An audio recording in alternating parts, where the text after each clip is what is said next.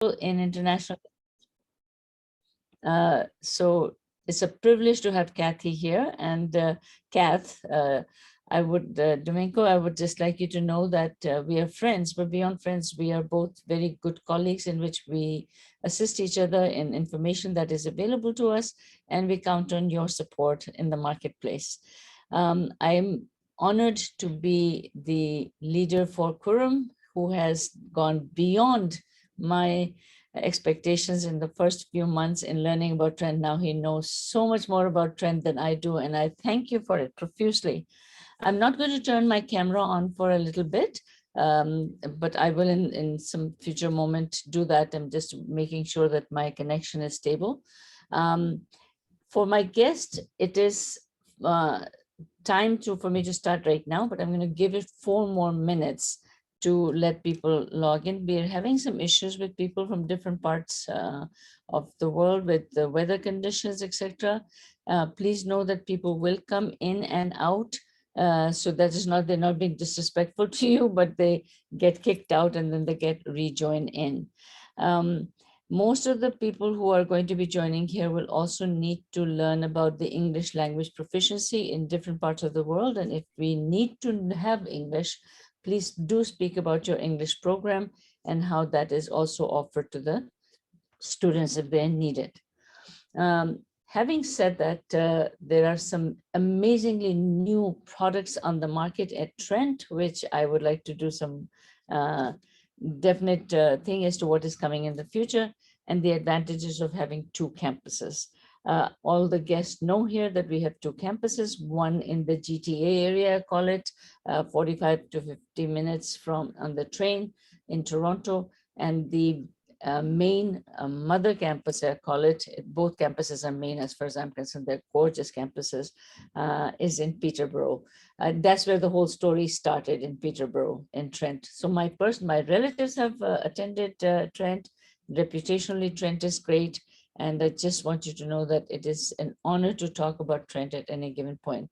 Ms. Sita is our regional manager and a Trent specialist. So she's also going to participate at some point. And Ms. Sita is here. I will definitely be doing some Q&A myself. I have some questions from the agents who have been working with me all night. Hazel and I've been working on some of the questions all night, so we're going to get them all done later on. So how long will your presentation be, Kathy? About 30 minutes? Probably, sure. I can time it so that we have optimal. It's always nice to balance out the time for question and answer and provide more specific information for folks who are interested in specific programs or wanting to know about different aspects of the university. So I can keep my presentation to 30 minutes. Okay, so we are going to say 30 minutes and 1 hour for Q&A. And I will combine the questions as we read them, and Kurum will answer them theoretically anyway.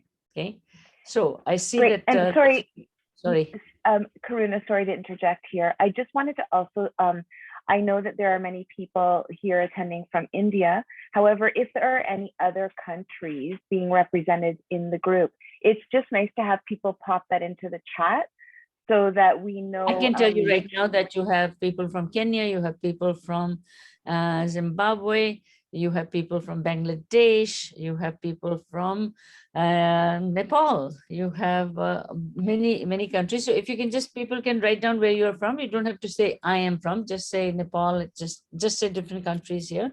So you have— maybe rename yourself with your first name and country name as your second name. That would— yeah, that might be a great idea. So if you want to just put your country name as well. And then Kathy, we also have people from North India, South India, and some very new people who are coming even from Canada who are learning about Trent. So great. And I think it's all agent-based, maybe few students here and there. So for example, Sue Bolt is from Zimbabwe. So that would be nice for her to just put down the word Zimbabwe. Please, people are putting down their country names in there. There's somebody from Kosovo. All right. Thank you. So I'm going to turn it over. It's 5 minutes past the hour of starting. Thank you to all the people who participated in making this a successful thing. We are going to keep it for as close to an hour and a half because we have another session to attend, and all these people are invited to that session. So please wait till she finishes and we will start the other session 10 minutes later. So please welcome Ms. Kathy. My pride and joy to have you here, and let's start. Thank you so much. Great, thank you. I'm just trying to get my presentation to. Yeah, it's already here. We can see it. Okay, great, perfect. All right, welcome everyone. I know that people are joining today from various time zones around the world. It's just after 7:30 in the morning for me, and it's a beautiful day in Ontario. I wanted just to start by saying thank you for coming. I know that everyone is very busy and there are 1,000 places that you could be at this moment, and you've chosen to be here for this session and with me, and I want to say thank you for that. Now, let's start talking about Trent. Welcome to Trent University. As you can see, we have an expansive campus that straddles the Otonabee River, and the bridge that you see is our famous bridge that spans the Otonabee and that joins the two sides of campus. So students at Trent attend classes on both sides of campuses, and the bridge that you see is a pedestrian bridge, and so there are no vehicles on the bridge, and the students cross this bridge several times a day in order to go to their classes. We have two campuses in Ontario. So you'll see the white area here is Lake Ontario. And I'm just going to point out that here we have Toronto and Lester B. Pearson Airport, which is where students will land when they arrive in Ontario. And they will take about a 45-minute trip under 45 minutes from the airport to the Durham campus, and 90 minutes to go to our Trent University Peterborough campus. So the location is optimal because we are so close to Toronto. It's just easy to hop on a bus. We have a bus stop on campus that goes to Toronto 10 times a day, and to Durham as well. So it's quite easy. The transit is all interconnected. And when I address our two campuses, I do want to take a moment to respectfully acknowledge that our campuses are located on the treaty and traditional territories of the Mississauga Anishinaabe. These are our first peoples. These are the people who originally inhabited this land and who still do, and who we value and respect and honor for their care for the land, for their relationship with the land. And we continue to work on our relationship with our first peoples to ensure that they are equitably and honestly represented in our country and have all of the rights that are entitled to them.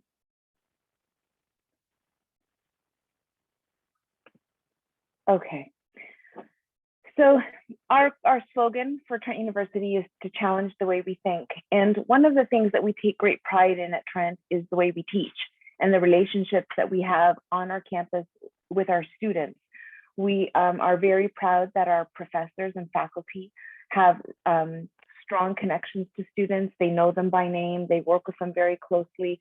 Students at Trent tend to have research opportunities earlier in their academic career. So in their first and second year, working closely with professors, working on their research, which is something that doesn't happen at larger universities. So it's something that we take pride in and that distinguishes us from other universities. We're very proud that we have been, and I'm sorry this slide is not formatting correctly, but very proud to share that we have been ranked in Ontario the #1 undergraduate university for the past consecutive 11 years, so since 2010. And this is something that is the result of really that strong dedication and commitment to teaching, to research, and to student support services. We are also ranked the #3 university in Canada. I want to add that in. Also, we have been the #1 university in Ontario for scholarships and bursaries for 20-ish years.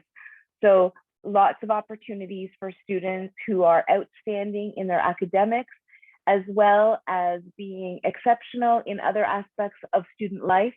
So maybe in their high schools, they are the president or on their student council, or they are spearheading special projects at their high schools to help support members of the community with various needs, environmental leaders, maybe they're varsity athletes, but whatever the case may be, we have a large range of scholarships and bursaries for international students, both that are admission scholarships as well as renewable scholarships year over year, up to full tuition scholarships. So over 4 years, that scholarship value exceeds 100,000 Canadian dollars. I talked a little bit about that relationship between faculty and students, and it comes also because of the ratio between faculty and students. So a 2-to-1 ratio over, it's actually over 12,000 students now across 2 campuses. So the university is growing. We don't aspire to be a mega university, but we are growing within the resources and facilities that are available to us. So we have a lovely campus in Durham, which we'll talk more about, as well as our 1,450 acre campus in Peterborough. So lots of land, lots of space. But continuing with our rankings, over 95% of students are happy and satisfied with their Trent experience. So the student satisfaction rate at Trent is again another contributing factor to our excellent rankings and to the success of our students after they graduate. We refer to our Trent experience as being purposeful, personal, and transformative. And I'm going to comment on those elements, which comes from really being a holistic educational institution, an institution that values the student experience, both in the classroom, in the research labs, in the field, in the workplace, learning to be professionals in their field. And this comes from outstanding academics, exceptional opportunities outside of the classroom, the character of Trent, which is warm and welcoming and inclusive and committed to students. And then it's really complemented by that outstanding location in Ontario, where students are located in a small, safe city, which is vibrant, which has 3 post-secondary institutions in Peterborough. And then Oshawa as well has more post-secondary institutions, vibrant communities close to Toronto, fast-growing communities with job rates and employment opportunities that are growing every day. We're also an excellent partnership school. So there are, just to show you the pathway, the various pathways that exist for students coming into Trent, we are looking at opportunities for students even before they're able to be undergraduate students.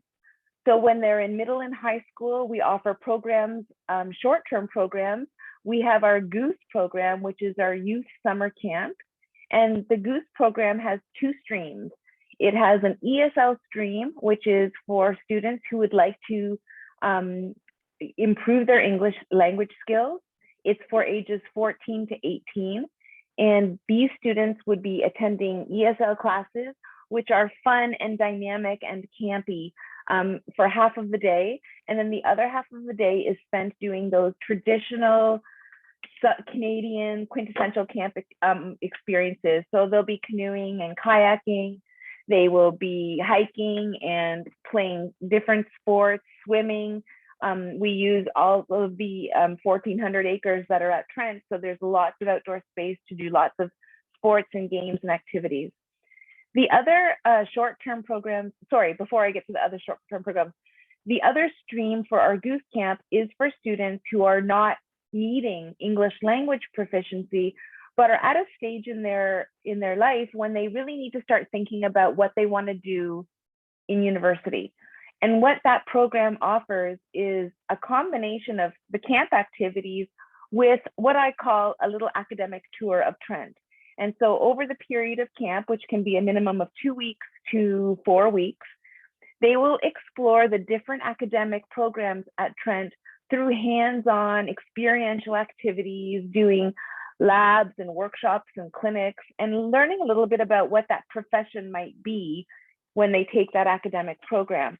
So this little academic tour is something that can help students formulate their ideas about what they'd like to see themselves doing professionally when they finish high school and move on into an academic program. We also have short-term professional programs in English for adults. So if adults at university partners would like to have students come and improve language, it can be credit back to the university. There are various scenarios that exist in these programs, but they're also available as short-term summer programs. And the one that's featured here is our English Leadership and Community. However, we also have English for Business, English for Computing, English for Healthcare, English for Environmental Science, and Language Teacher Training. Then we have programs that are undergraduate levels, postgraduate certificate programs, graduate programs, transfer credit programs. So there's lots of ways students can arrive at Trent from different points in their academic journey. So let's talk about those undergraduate programs, which is predominantly what we're talking about today. And again, we take pride in creating these transformative opportunities for undergraduate students. The image you see here is our fairly brand new student center, which is a dynamic building that is a combination of open workspaces, study rooms, lecture halls, seminar spaces, student service offices. So it's become quite a hub on campus where students like to be between classes and where they like to study. We have more than 100 undergraduate programs, and as a liberal arts university, students have the flexibility to combine programs in various ways. So they can, they don't have to narrow their educational pursuits. They can study business and philosophy. They can take forensic science and math. They can combine things in ways that are relevant and meaningful to them and come out with a degree that will lead them to a future of success and promise. So all of our programs fit into one of these professional or academic departments: environmental and life sciences. So environmental science, as well as biology, chemistry, physics, all of the life sciences. Physics is not a life science, but all of these are integrated under this umbrella. We have our social sciences and humanities. We have our business administration program, our BBA, which is extremely popular. We have our forensic sciences program, which extend to include things like community policing and leadership, as well as crime scene investigation. We have a brand new state-of-the-art crime scene house, so students can learn about collecting samples of DNA and analyzing those samples. We have our health sciences programs, which include nursing, which include pre-medical programs, as well as medical pathway programs to other partner universities.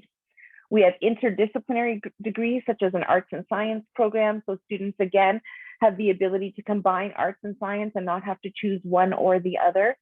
We have our very well-known Trent Swansea joint degrees.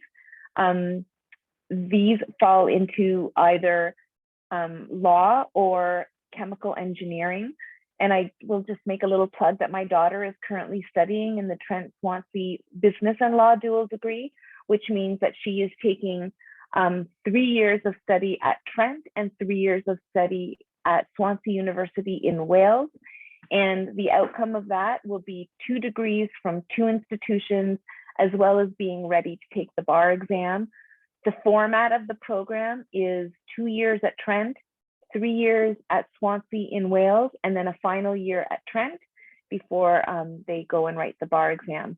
The combined dual degree program in chemical engineering is a 2 years in the chemistry department at Trent and 2 years in the chemical engineering department at Swansea University, again, resulting in 2 degrees, 2 universities, a chemistry degree and a chemical engineering degree.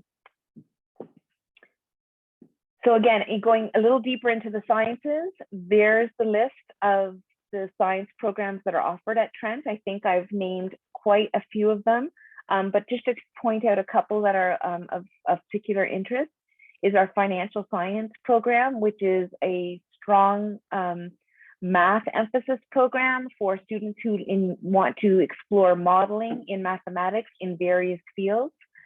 And of course, we have, as I mentioned, the biomedical science programs leading to futures in the health sciences, in medicine, as well as a nursing program, which will be listed separately.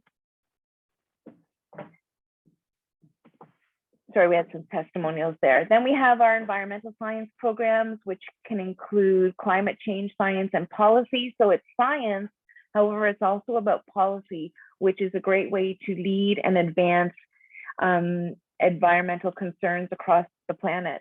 Very important program. We have a co-op in conservation biology. We have environmental chemistry, geoscience. People can study the environment in sciences, or they can do an environmental studies degree, which is more along that side of policy and our social science and humanities aspects of environmental science or environmental studies. We have sustainable agriculture and food systems. And of course, we have a world-renowned water sciences program with a state-of-the-art water research center. So I'm talk a little bit about that. Sorry, these are testimonials that just really speak to the quality and the caliber of these programs and the student experiences in these programs. And we do see a lot of our students starting in an undergraduate program and progressing seamlessly into degree or graduate degrees to continue their research with their faculty supervisor and to expand their knowledge and their contributions to these fields of research. So in health, you will note that we have our professional medical stream, which prepares students for careers in medicine. We have our pre-medical pathway program and our pre-veterinary pathways, which lead students into very specific partnership articulations with universities to progress into medical school or into veterinary school. We have our bachelor's in kinesiology. As I mentioned before, we have our very well-known, we have health and human behavior, and then we have our dual degrees in medical science with arts and science. So these are really holistic programs that provide that broad scope of knowledge and competency for students who wanted to enter medicine, which is an extremely competitive program to enter student. In computer science, we have our Bachelor of Science in Computer Science, which is offered with a co-op stream as well. We have computing systems, information systems, and a new data science program as well. So many different ways to combine programs and interests to get a really holistic education. In our social sciences, I'll just point out that we have Dr. James Urbinski in this slide. He is a graduate of Trent University. He is the founder of Medicine Without Borders, or Doctors Without Borders, and he is a Nobel Prize winner. So we're pretty happy and proud to have a Nobel Prize winner. We actually have two amongst our alumni. So you'll see that there's a range of programs in the social sciences, ranging from archaeology, criminology, journalism, creative writing, social work. So some very specific professional programs that lead to jobs and careers, which is really important these days when we want to instill the values and the competencies and the knowledge across the social sciences and humanities, but we also need to respond to the demand for employment outcomes post-graduation. So these are things that we factor into all of our programs, because every student in an undergraduate program at Trent University is guaranteed a hands-on experiential learning opportunity within the course of their program. So you can see there's the range of the humanities programs. We have a testimonial from one of our beautiful graduates who attended Trent and studied at Trent from Zimbabwe.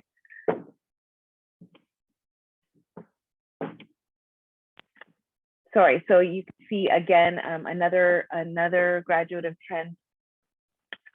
Cornell is a student who joined us several years ago and was a true standout as a student, and he joined us from Jamaica.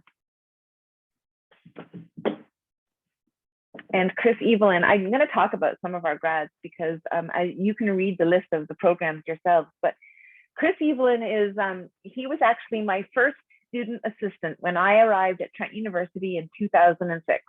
And I have to say that it has been a true honor to watch Chris, establish himself and work his way through all of the challenges of being an undergraduate student. And then he progressed on into the master's degree in history at Trent. So he seamlessly transitioned from an undergraduate to graduate program. And, when I first met Chris, you would never see Chris without his headphones around his ears. And, he was really into music. He DJ'd while he was at Trent. And I watched him grow up. And it's a true honor because he has spent the last, I would say more than 5 years now, serving our country in the government in Ottawa. For the federal government, he has been the executive assistant to the Minister of Women's Rights and Gender Issues and Gender Equality. The minister that he was serving in the previous government before the most recent election was also a Trent graduate who came from Afghanistan and who, again, just seeing our graduates not only succeed but flourish, from their education at Trent is a true honor. So I did have to do a little shout out for Chris there. Here is one of our business alumnus. He is from Hong Kong. He is the CEO of Chung Hung Coal Holdings, which is one of the largest real estate corporations in Hong Kong. And so you can see that within business, there are many different streams that one can specialize in. So, traditional streams like accounting and economics, more innovative streams like an entrepreneurship, info systems and e-commerce. We have programs in logistics and supply chain management, marketing and consumer culture. So getting into the psychology behind business. So some really fascinating ways to customize a business degree and find a program that really resonates with each and every student. So again, here are our twins from Vietnam who joined Trent several years ago. They actually selected Trent because they were able to meet our provost at the time, who is an economist, and she has since retired, but they were able to have a one-on-one conversation with the provost at Trent, who was traveling and attended an event in Vietnam and met with students with our Associate Vice President International. And so really, even the way we recruit is aligned with the way Trent delivers academic programs. It's intimate, it's purposeful, it's transformative. We also have a bridge program. So students who maybe just didn't quite make the academic requirements to come to Trent, but are really committed to coming to Trent University. We do have some support intensive programs which present a sampling of academics in a very limited and controlled way, but wrapped with services and supports for students that help them to understand academic expectations in a university context, that help them understand the wide range of supports and services that are available to students. I always tell my daughter, you have to try really hard to fail at Trent. You have to ignore and avoid every faculty member and service that is available to you. And and I'm happy to say that she takes advantage of all of these supports and services. And when I see students doing this, I do see them transform from needy and unsure and unconfident to being able to self-advocate and really take charge of their education at Trent. So, this type of program, it starts a little bit early. It gives students a little bit of a head start before they begin. And it can be strong students as well who maybe have some anxiety and just want to get a little bit of a lead, a little bit of time to get to know their environment before they launch into their degree. And these students do meet our minimum grade requirements. There's a second program which we do offer, which is called the Degree Progression Pathway, which is for those students who are just not quite making the grade. And I apologize for confusing those two programs. I talked a little bit earlier about experiential learning. I'm just checking my time here. The experiential learning at Trent is how students make the connection between theory and understanding and knowledge to applications and competency and abilities. So they're developing the skills that really connect them to their career opportunities, to their future employment post-graduation. So I've talked a little bit about guaranteed program, and you can see that they come in a variety of forms. So it can be a co-op or an internship. It can be a community service piece. It can be a professional practicum, a field placement, a workplace project. So a study abroad opportunity, which I know for an international student may seem like, well, I already am studying abroad, but it's the opportunity to add even another culture, another context, another experience to their learning that really gives them that global competence. Again, more examples of student success stories. Shalako did an internship in Hong Kong, or I think he did actually the Shanghai location for Chung Kong Holdings. So another success story for a student who went overseas and did an internship. And more success stories here are students who are doing poster projects, presenting their research in the community, research that is community-based and has community relevance and value. So really personalized and really relevant. Again, I could continue on with these different examples of successful students doing hands-on learning, but I want to move into the next segment of opportunities for learning, which is our postgraduate certificates. So opportunities to come and learn in as little as 2 terms, opportunities for dual certificate programs. These are programs that add professional competence for these students in areas of marketing and entrepreneurship, human resources management, or combining those two as a 2-year dual certificate program. And then we also have a professional certificate in teaching English as a foreign language. So that's for people around the world who are not themselves first language speakers of English, who are in a position where they're teaching the English language and who want to professionalize that and add a Canadian credential to their teaching portfolio as they continue to teach English abroad. And it can lead to professional opportunities and advancement in their teaching career. It can be combined with either one of those business certificates and can also lead to a postgraduate work permit of up to 3 years. So Madame Karuna did ask me to speak a little bit about our English language pathway, which is our Trent ESL English for University program. And this is a program that is designed for students wanting to begin by meeting the English language proficiency requirement in order to proceed into academic programs at Trent. So their language proficiency isn't quite meeting our standards. They need that time developing their English proficiency. But in that program, we also build in those academic skills, research skills, documentation skills, so that they are setting the groundwork for being successful undergraduate students, successful postgraduate certificate students.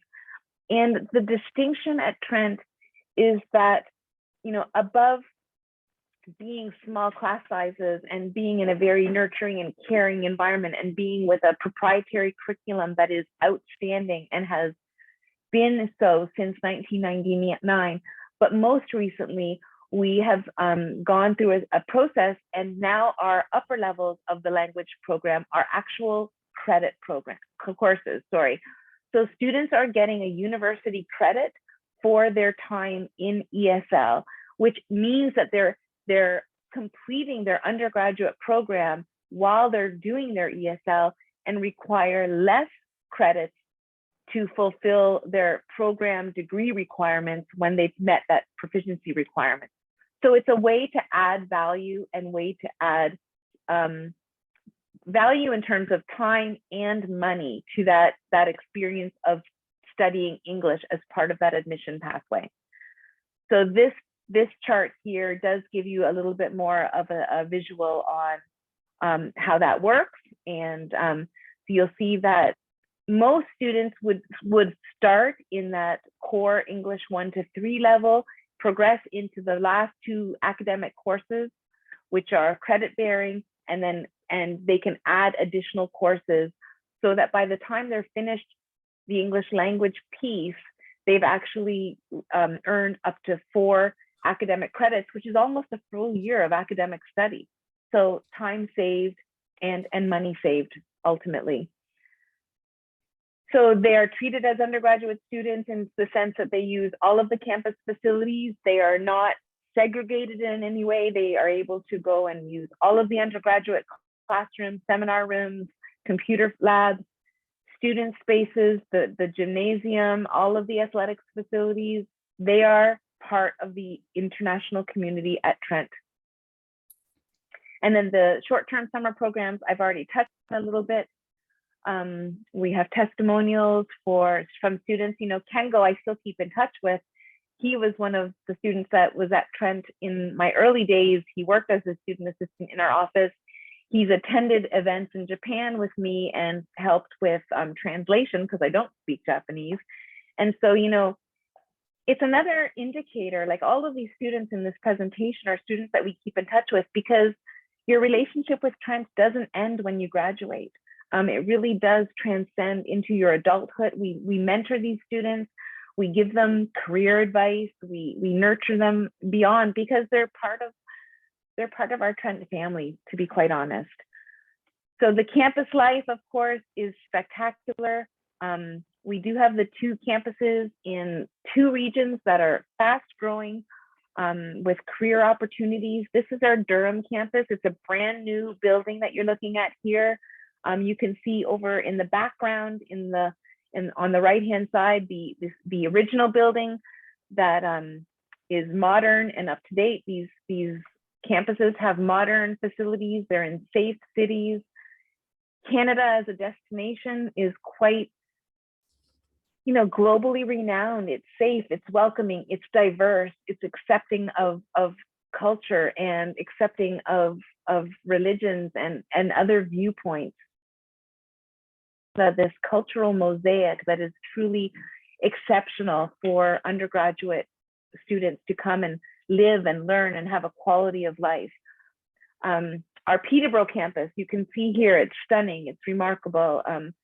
It has this beautiful, you know, integration of modern state-of-the-art facilities in a natural, spectacular outdoor setting where we have hundreds of kilometers of nature trails and cycling trails and you know, a river that connects to Lake Ontario, a canal system that allows boats to travel from the north to Lake Ontario and then the rest of the world. It's quite beautifully positioned, both campuses in that way. We have over 10,000 students in Peterborough, over 100 programs, safe and friendly environment. We are one of the most sustainable campuses in Canada, and we are the 2nd largest campus in Canada by land area. Again, close to Toronto. We use the Oxbridge College system at Trent, which creates smaller networks of students within a resident community that is led by an academic. So there are academic programs and professional programs offered. We have professionals in residence from many different areas. We've had CEOs in residence and artists in residence and musicians in residence and philosophy chairs in residence. So, you know, we do create a living, learning community. State-of-the-art athletics facilities, rock climbing on campus, in the gymnasium, which overlooks the river. Here's an example of a day of people paddling at Trent. Our president is an avid paddler. Dr. Leo Groark, he is a philosopher, he is a paddler. His office is actually, I'm not sure if you can see my cursor, this is his office here. He's able to access the river from his office, and he has 2 kayaks in his office at all times, so that not only can he go for a paddle, but he can take someone with him. Visitors come and paddle with him as well. He's even known to hold some meetings on the river while paddling. So those are pretty innovative business meetings for sure. Karuna, are you putting your hand up to tell I'm running out of time? Yeah, you are running Probably. out of time. A couple of things. I just want to make sure that we have given enough time, but no, this is great presentation. I was just saying that we have already gone into 40 minutes in the presentation. So if we can just bring it to a conclusion, because I do have some very main questions that they asked me before last evening when I was collecting questions, and then they're putting some questions in the chat box. So no, Great, which I haven't even looked at. yeah, so could you just make it last few minutes so we can take over I the will. question and answer? Thank you so much. You're welcome. Clearly, I still get really excited talking about TRENT. Housing is And available on so- campus. Both campuses have housing available right on campus. Students have all of the amenities. They're modern. They have free laundry. They have flexible meal plans. Life after TRENT, I think I've talked to you about the fact that we maintain our relationship with our alum, not just from our alumni office, but from our international office. You know, we keep that relationship quite close. And here's the end goal. Here's convocation photos. You'll see in the backdrop that the flags represented on the wall represent the flags of the countries from which the students are graduating on. So each day we actually switch up the flag. Every student can walk across the podium as they graduate and see their home country represented on the wall, which really brings it full circle. Post-graduation career rates are outstanding. Over 93% of our graduates are employed within 6 months of graduation, and I believe it's 97%. So, worldwide, global, here, what I talked about earlier. So I guess the next steps are, when you're advising your students to complete the application process, you have Isaac and Karam and Sita on the ground in country to support the application process, to assist you with navigating all of the different intricacies of these applications, meeting the deadlines. We use the Ontario University Application Center. We have direct applications to TRENT on that system. So students who are TRENT bound and who are committed to that TRENT destination can just do that single application. So I'm not going to go through all of the steps because we have the resources available and we have this this presentation available to you as well. And you can see that the different admission requirements, here is the American patterned curriculum needing a minimum of 70% in English and needing a 3 out of 4 on that GPA scale to be admissible to TRENT. So each of these charts indicates the different different education system and the documents that we look for and the grades that we're looking for. So you can scan those and see what we're looking for. IB program wise is all listed here. We would not need the Caribbean and West Africa requirements. From students who are coming from Canadian curriculum, we have listed each requirement. Students from Bangladesh, this is what is needed. Now, for countries who are SDS countries and who do not meet English proficiency requirements for SDS, the traditional manner of applying for a study permit is also acceptable. I know that Karuna probably can comment on application success rates through the non-SDS route, but we do have 4-credit ESL to help those students. I'm just quickly sifting through. India, here are the requirements from India, which most of you will be interested in knowing about. And again, Karam, Isaac, Sita are all available to assist you with your country-specific admission requirements, both academic and language-wise. So I'm just skipping through, trying to find countries that are relevant. I'm not sure if we had anyone from Malaysia. Here's Nepal. I know Nepal was mentioned, Pakistan. No worries, So- definitely. We will have this in the presentation to disseminate to the people, and they get students from everywhere. So it's good to have all the information. Thank you, Kathy, Yes, for and that.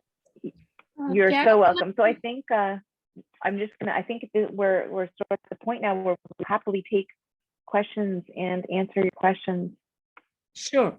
Do you want to just stop sharing your link, and I can then come to the thing and just give you some questions? Yeah, There we ma'am, can I just interrupt for a second? I just want you to also introduce Adele here because there are a lot of African I people was on going the to be doing that.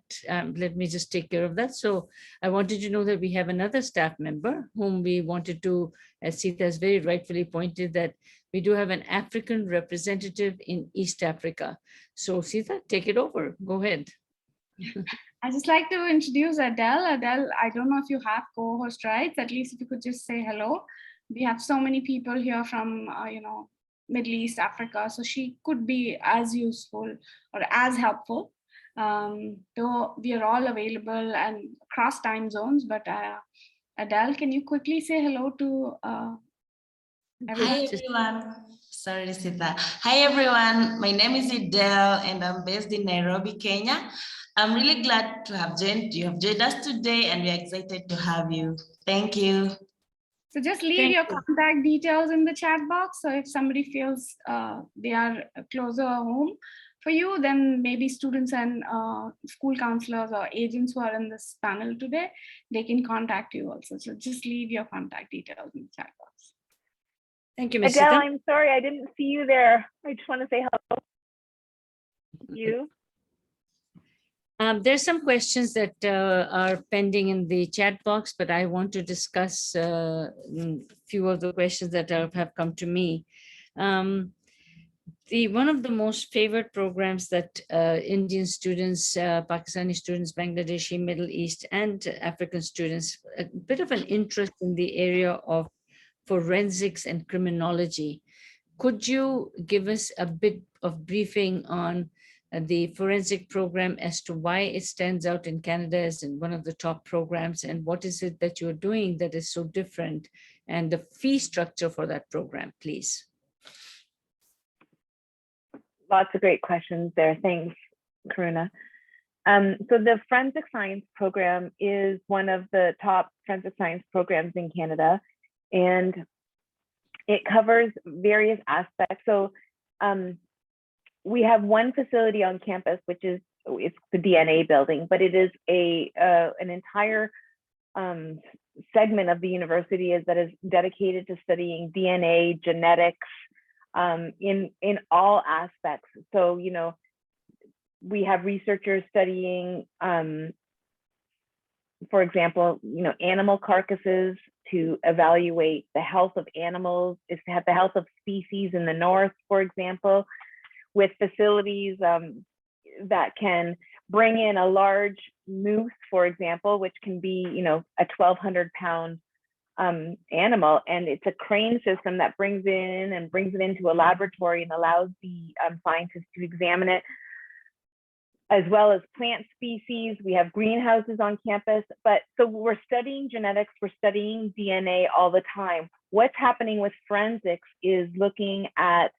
the scientific elements of law and criminology and investigative practices. And so we do have a brand new, we've had a crime scene house on campus since we've had a forensic science program, but now we have this state-of-the-art new forensic science investigation crime scene house, which includes a vehicle, because most crimes involve a vehicle. So it's teaching students how to investigate, how to collect DNA samples, how to identify identities with those samples. In our forensic science program, in terms of the cost of the program, it is aligned with all of our undergraduate programs at Trent. So the tuition at Trent is approximately 25,000 Canadian dollars per year for tuition. And most programs fall into that range. Now, that's the current rate. There are changes to tuition rates year over year. But in terms of value, you know, Trent is obviously ranked extremely well. It's a public institution, so its public education in Canada is outstanding and exceptional, and it is it sets the bar for quality education. It's the gold standard in Canada, and so the tuition is aligned with everything else. There are hands-on learning opportunities. Students can progress into graduate programs from this program. So, you know, it's state-of-the-art facilities. It is modern, progressive academic structure and curriculum. And then it is the opportunities to use hands-on learning to develop your skills and your competencies in these areas. Okay, continuing on this. Yeah, you answered the question beautifully, and I think I see the agent listening to it, so I was quite happy with that. We have not discussed master's program. I would like to take a moment to talk about master's program. There are two types of master's program across Canada. One is course-based, which is what we are offering it for you to promote. Three of them that are on the list for you to be promoting at this moment are data analytics, financial analytics, and management program. Very high standard and very, and I'll add another very in there for you, competitive programs. So when you send us in from applications with 3-year degrees, when you send our applications under 75%, they just become applications. They are not going to, then they don't make the top cut.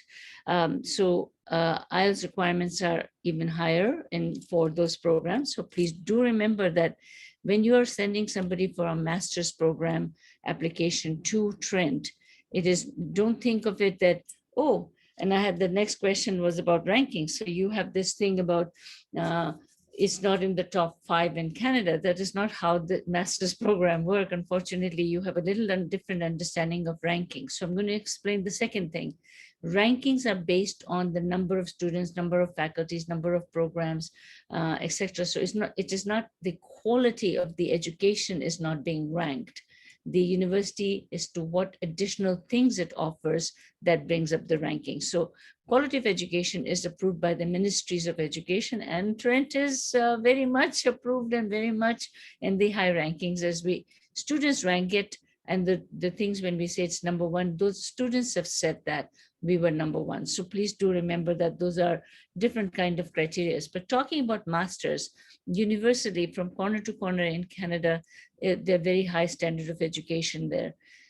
The research-based masters, for which you are not allowed to actually be promoting it through this forum, is going to require a professor. It's going to require a thesis proposal or some kind of a thing as to what they want to research, etc. So that's a different criteria of admission. So please remember to concentrate on the 3 that I've mentioned, and the details of that are in the view books. And remember, small class sizes. So we could take thousands of applications, but at the end, we are only going to have a certain number of seats, and Canadians within the university are also looking at those seats. So top of the line applications, no 3-year degree, 4-year degrees are required. And it is important for you to know that we are here to assist you before you take any money from the student and say, this is the profile of the student, Mrs. Osman, Mr. Kurum, Ms. Sita, should we be taking this application? Do not be writing to Kathy about this because that's not her portfolio. It is our portfolio. We will guide you properly, and it's your kindness, and this is requested. And please, there are 3 certificate programs. Kurum, do you want to just quickly talk about that so that you are also seen, people can see your face? Sure, definitely. So primarily, there are 3, actually now there are 4 certificate programs or postgraduate certificate programs. One of them is a human resource program, which is 8 months equivalent to 1 year. This is your postgraduate certificate in human resources. The good part of the program, you are geared up for CHRP, Certified Human Resource Professional certification that you can get, of course, after completing the program. Similar to this is the marketing postgraduate certificate. marketing and entrepreneurship to be precise. That is also another 1-year certificate. Now, the dual postgraduate certificate is the combination of the human resources and marketing and entrepreneurship program. It is approximately the same duration of other master's programs at Trent. So effectively, it means that you get the same kind of postgraduate work permit of up to 3 years, while in a less competitive program, because the master programs are super competitive to get into. So it's relatively less competitive to get into the postgraduate certificate programs, and that's the go-to choice for a lot of students who either have less than 4 years of undergraduate degree or are less than 77% in their undergraduate program. The fourth one is the Teaching of English as a Language certificate, which we have recently started, and it's an amazing kickstart for students who wish to understand the nuances of English as a second language. However, I must add that they should not be confusing this with as a program that lets them or enables them to teach English in Canada. It must not be confused with that. Absolutely. Thank you so much. I think all of the people were aware of what is called a TESOL program and all of that. I'm going on to Kathy again. And the cooperative education program, Kathy, how is that integrated into the education? For example, if we were to take Toronto or UBC or Waterloo, they have very set programs of integration into certain things. You can have 4, you can have 3, you can have 2. How does the cooperative education work in that regard? So could you please do that? And there's some questions on timelines, etc., which I will address a little later. Can you please let us know about the co-op program and experiential learning? Thank you. So I'll do the comments from Kerr Isaac or Adele, but in a co-op, there needs to be a specific to have categorization as a program. So the that have semesters which are either semesters or work semesters, and themselves facilitate the place co-op. There will be periods where students are in classes studying. They won't come at all, and they will be in the workforce, reporting to work, learning on the job. So those co-ops, those happen year over year programs. So it doesn't happen only. It is structure of the program happens over years of them. I apologize. Your sound is really, really bad. It is not coming through your. Yeah, I was able to understand it because I know what you were explaining, but the sound was, there was an issue. Was it an issue for everyone? Was there a sound issue for, could you hear it? No, the sound I would say it was breaking. consistent. So there was a very patchy audio. Yeah, it was doing that. So I think maybe if you can, do it without that, that would be absolutely, we got the answer, could not, they are saying they could not hear at all. So Is this better? This is so much better. Okay, great. Much better. That's Okay, great. Thank you. Sorry about that. So what I was just saying was that in a co-op program, it is required to be ministry approved that the program be integrating study terms with hands-on work terms.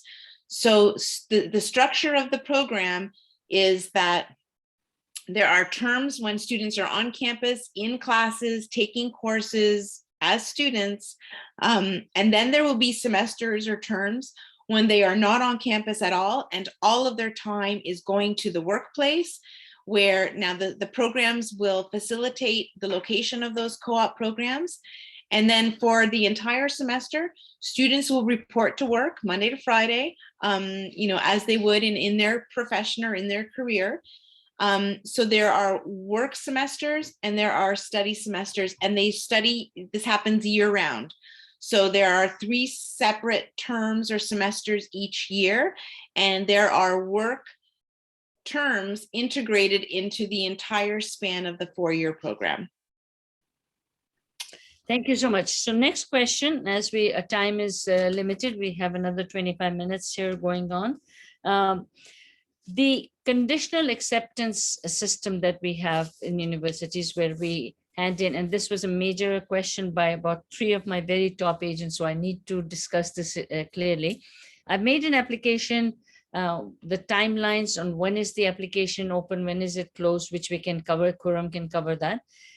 When we make an application, when do you do the processing? When all the documentations are there, or do you take predicted scores, and in some places where you do not require English proficiency, for example, from CBSE, you do not require it for admission, but you require it for visa. Could you just touch upon application submission? The question is a little bit bigger. I'm giving applications from now till when? When is your deadline? That's number 1. Number 2, will you give admission on predicted score, a conditional acceptance? Thank you so much. Sure, I'm happy to do that.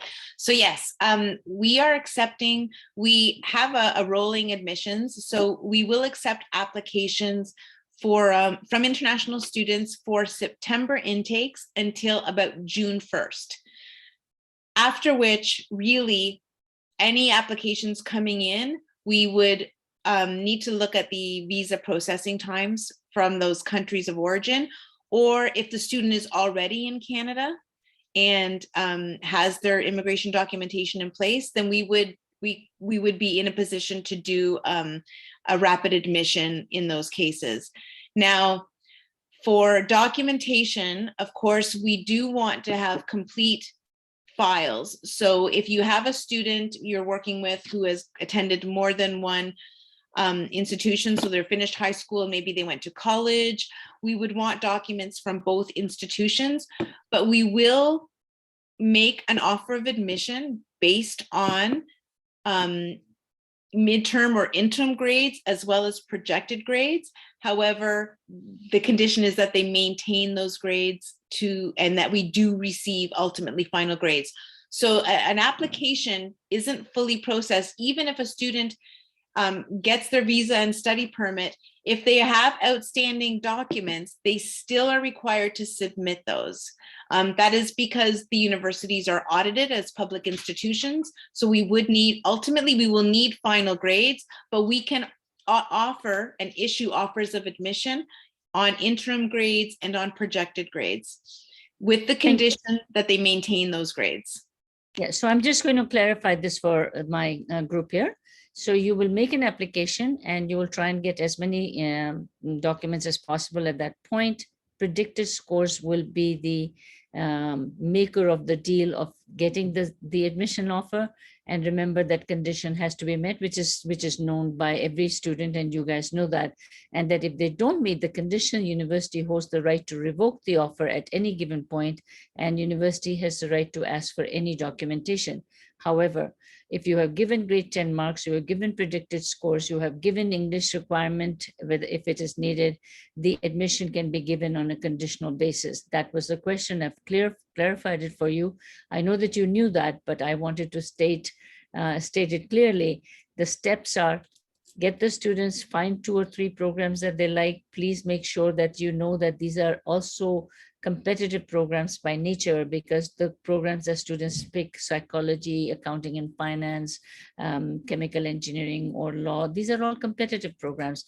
And when somebody asked me how many seats are in the master's program, if I said to you there's only 40 seats in each class, you're going to say, oh my God, because 40 seats I could fill tonight from just calling my friends. They have children who want to do masters. So remember, higher the grade, higher the resume, higher the LORs in the master's program, experience, all of those will count towards it. So a better application is the application that has been carefully launched with all the documents that you have.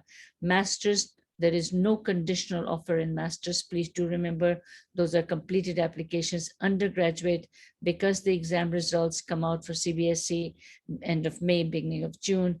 We know that IB comes July 15th. We know that O levels and A levels do not come out till August 15th. We cannot not admit students. They can apply for study permits with those documentation. Ms. Sita is our expert on that. Mr. Khurram, please do not worry about this aspect about getting help from us. We will always be able to answer.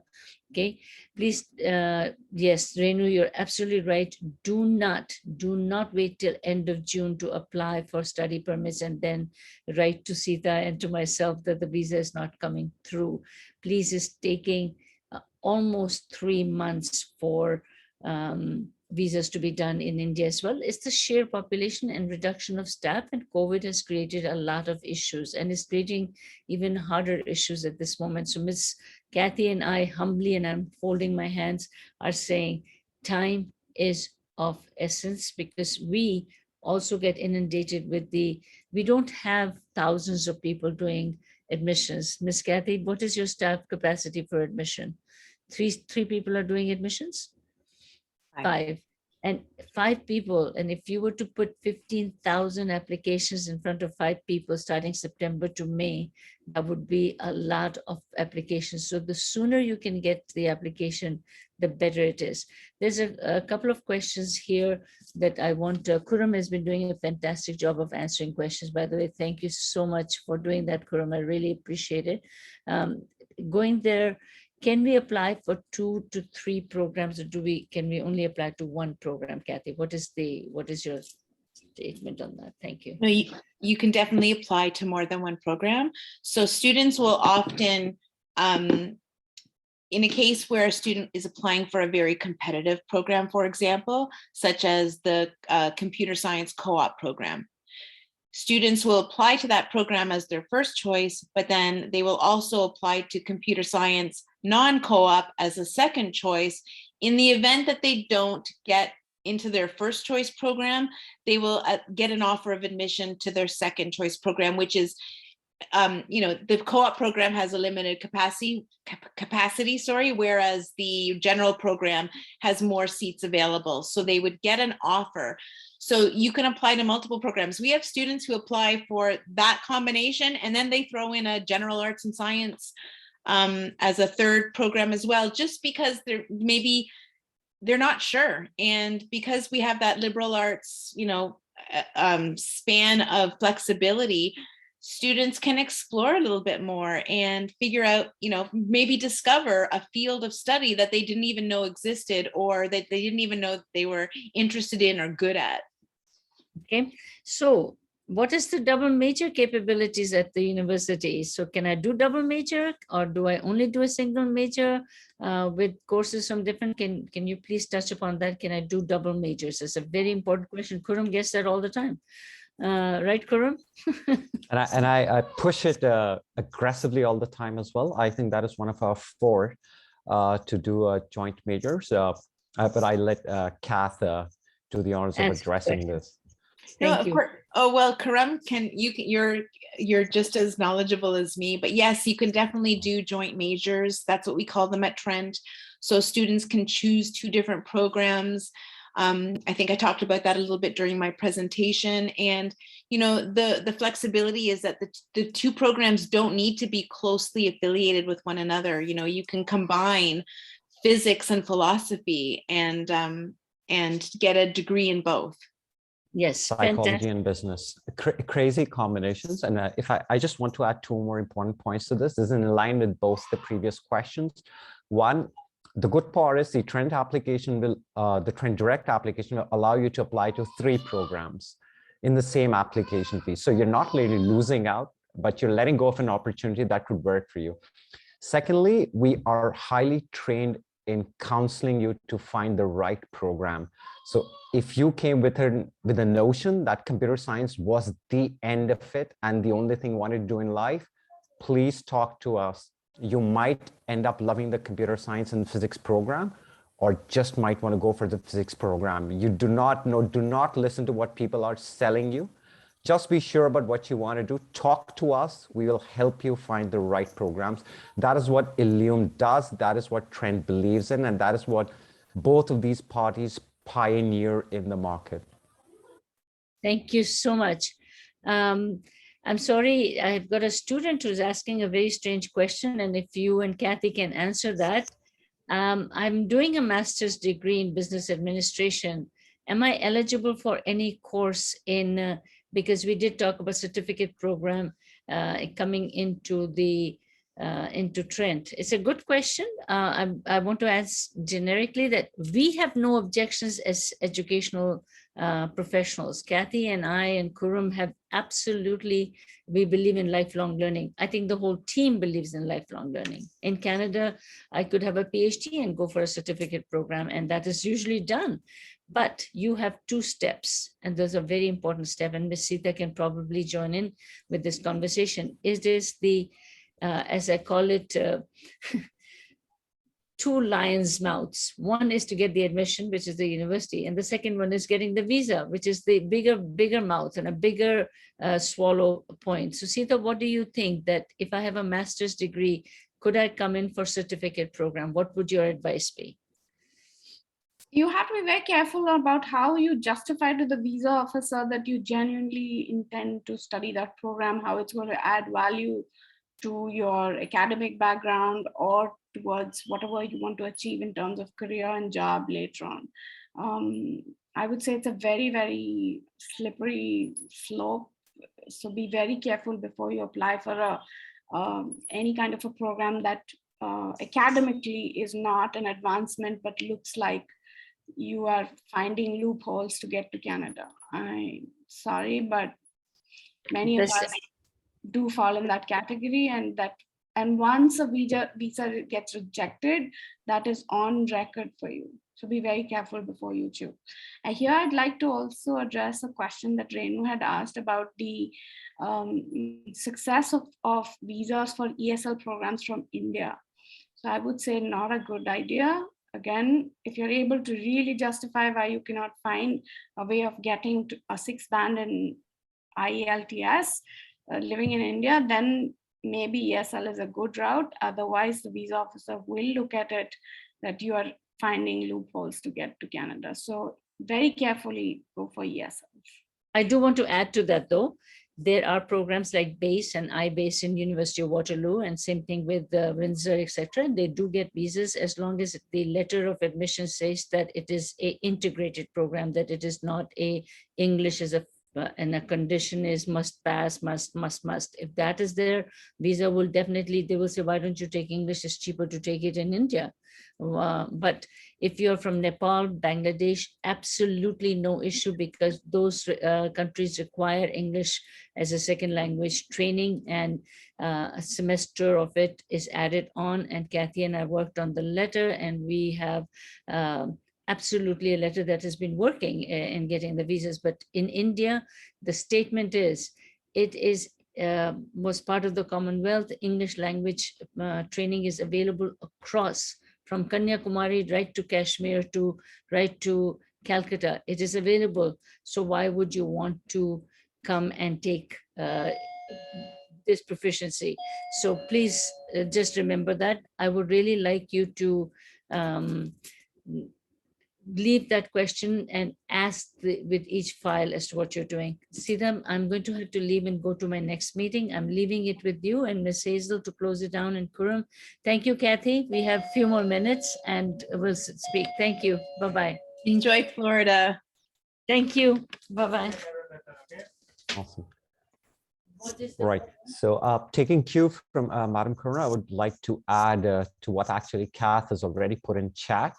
So while going for a standalone ESL might seem like a possible problem, however, if you're trying to use it as sort of a progression or a pathway into an undergraduate program, then it looks like a more plausible cause, because you're not only going for ESL, but you're using that to jump onto an undergraduate program of your choice. So that kind of increases your chances, because that condition is for students who are not able to qualify for the English proficiency tests, however, qualify for the programs that they wish to get into.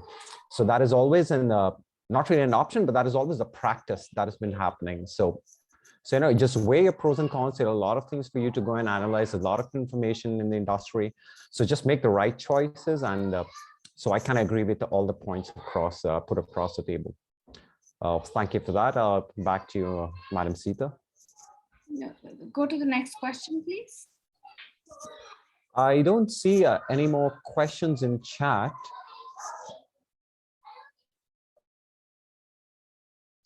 So here's a question I have.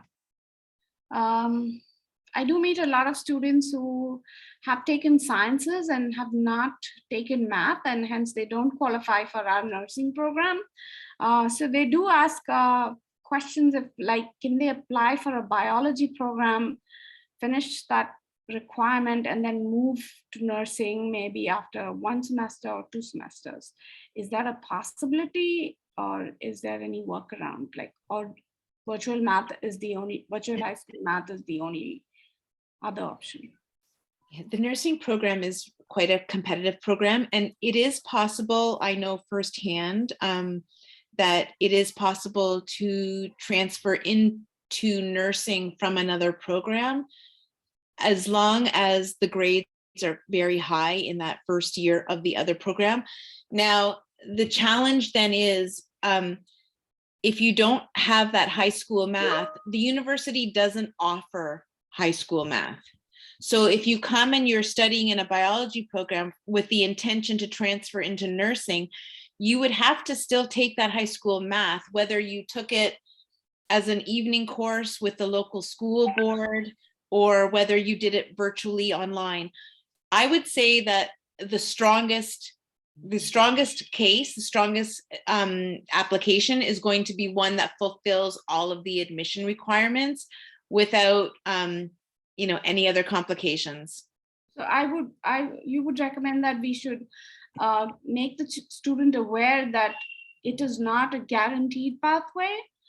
So you can take the risk of applying to biology, completing the math requirement, and then if you have great grades, you can think of nursing. It's a possibility, but it's not a guarantee. Yeah, I would tend personally to, especially at this time of year when there's ample time left, move around your courses, drop a different course, pick up the math now, and complete your math now, so that you have an application that checks all the boxes.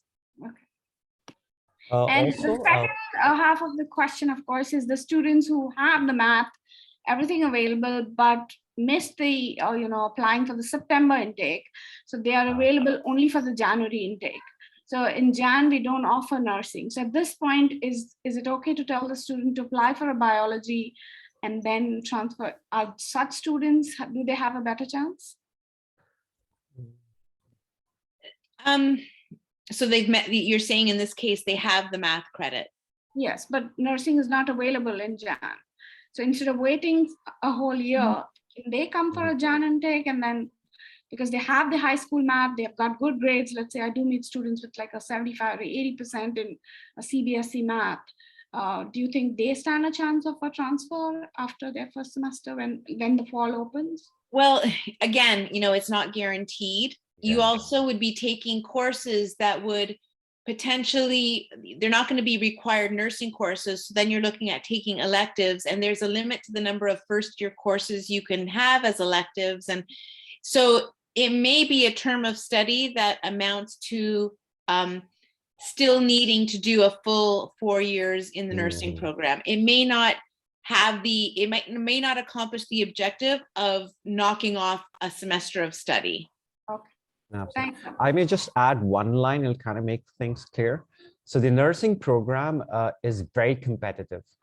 One, the seats are limited, and there's a reason there's a cohort in fall, because it starts then.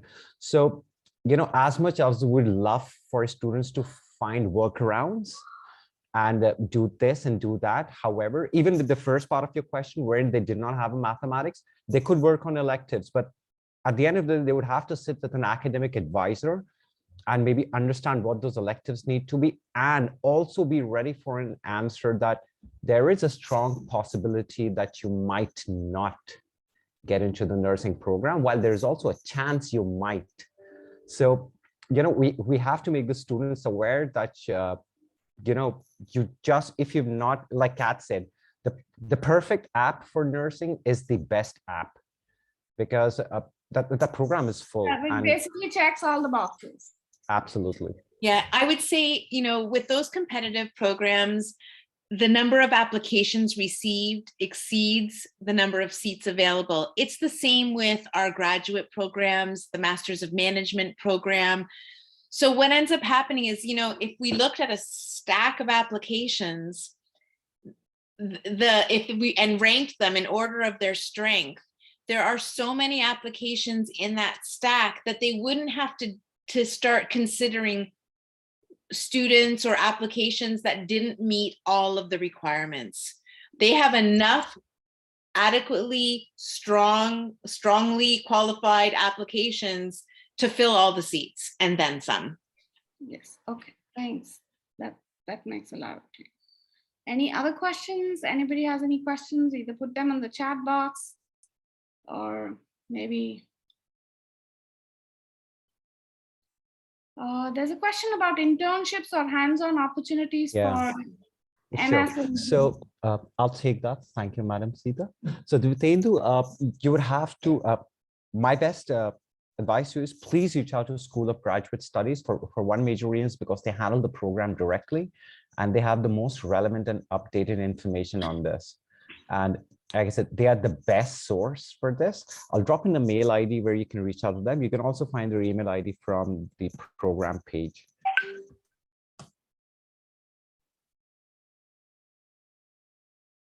Yeah. So any other questions that we can see? No, I think we've addressed all of the questions. Yes. Tawheed has raised his hand. If you can unmute yourself, I don't know if you have that option. Mr. Tawheed, can you unmute and talk? Otherwise, you'll have to put your or question. maybe you could just type your question if that's okay.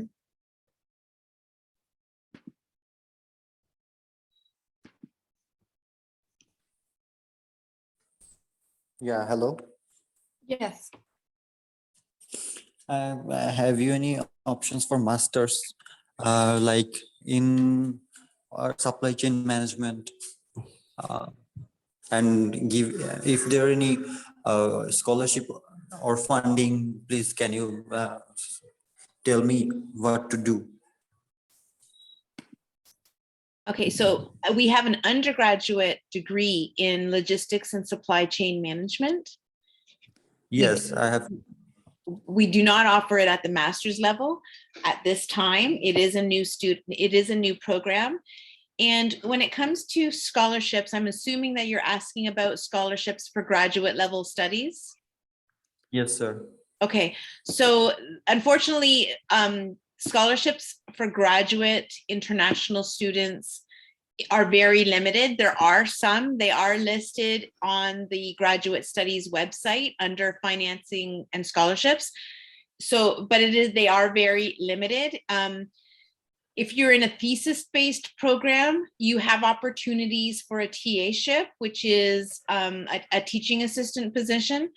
Again, the graduate thesis-based programs are very competitive, and the admissions for international students is challenging because they would need to secure a research supervisor and have that taken care of in advance. So it means knowing the university, knowing the research areas, and knowing a professor or finding a professor who has an alignment with your area of research interest. And then that TA-ship is a paid TA-ship. However, it's not cash in hand. It offsets the costs of the study. So, so again, scholarships at the graduate level are very limited. So should I search for my teacher or professor before I got admitted in your university, or after the admission I more likely to have my professor? Mr. I Toy, think said if it's anything related to graduate studies, it would be better you write to them directly, because we are kind of, getting out of our territory when we are trying to comment about graduate studies. So just so everyone's clear, everyone from Trent on this call, so Sita, Karam, Idel, Isaac, am I forgetting anyone? Like we represent undergraduate recruitment, which includes language programs and postgraduate certificate programs. A postgraduate certificate is an undergraduate certificate. So we represent and recruit to those programs, and we are knowledgeable and have jurisdiction over recruiting to those programs. We support the School of Graduate Studies. However, we have no authority in the admissions process. We don't have that reach. So they are the pros. They are the ones that handle all of those inquiries. And we really do encourage you to contact them and to establish the relationship and get to know the team there and work with them on your specific inquiries, please. Okay. Thank you. Thank you. We have 4 minutes more, so if there are any questions, please type in.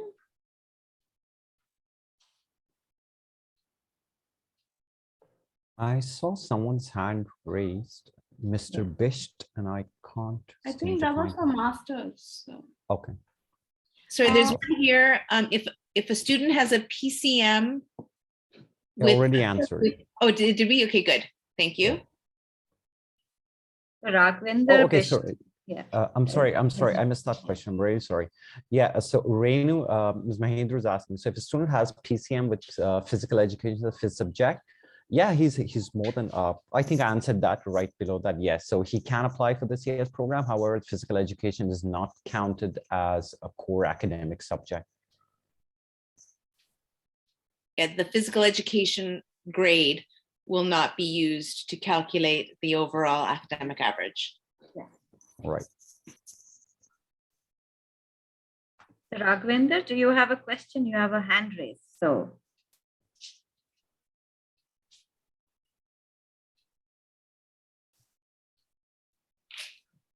Okay, I guess. Yes, Yeah. good evening. Good evening.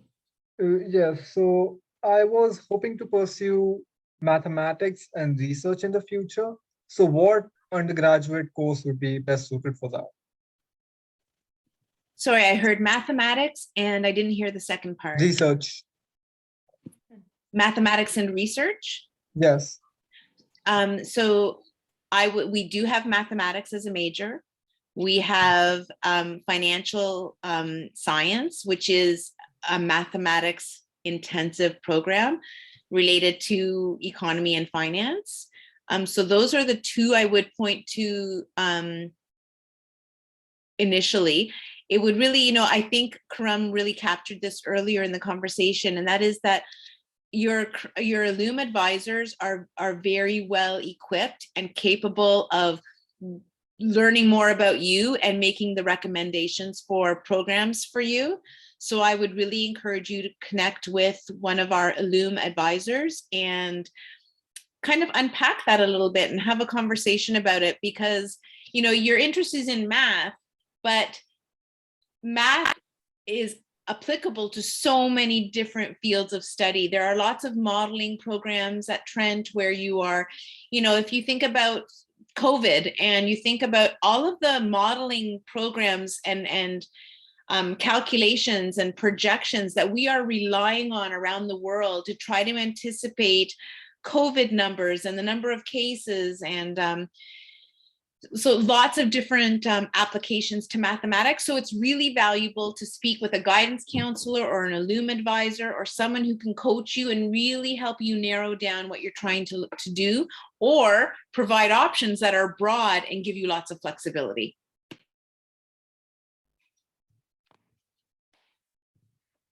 Thank you so much, Kath.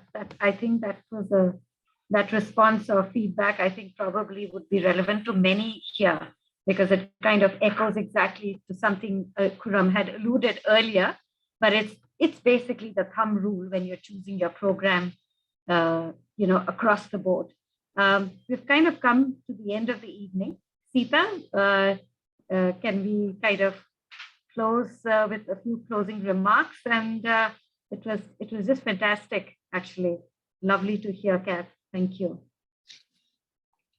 Thank you so much, Kat. I know it must be quite early in the morning for you, so we really appreciate you taking time out and talking about Trent. That I think most of us on this platform are really aware that Trent is a great school. I, for myself, recruited my first student way back in 2016. He became the poster boy of Trent, and he's now quit. Very, very happy with Trent as a university, as a community, and he had gone for biology. He went for a study abroad program. So there's lots he achieved. So I feel it's a great school for students who want to have that one-on-one and a personal touch while they're studying. They don't want to sit in a large classroom where they're just another roll number. So it's a very nice school, great programs, a lot of flexibility and wonderful people. So please feel free to reach out to any of us, Khurram, Isaac, Adele, me. We will take care of most of your questions and concerns, but if we can't, we know how to reach out to Kath, and she's always available for us. So thank you very much for that, Kath. Of course, now you have also met Hazel, so even she is available. So you can even write to her if you feel that you're not getting answers from us. So thank you again, Kath. Thank you all the agents, students, and guidance counselors who have joined us today. We really appreciate you taking out some time in the evening and learning more about Trent. Thanks, everyone. Thank you so much. Take care, everyone. Stay safe. Thank you, everyone. Take care. Bye-bye.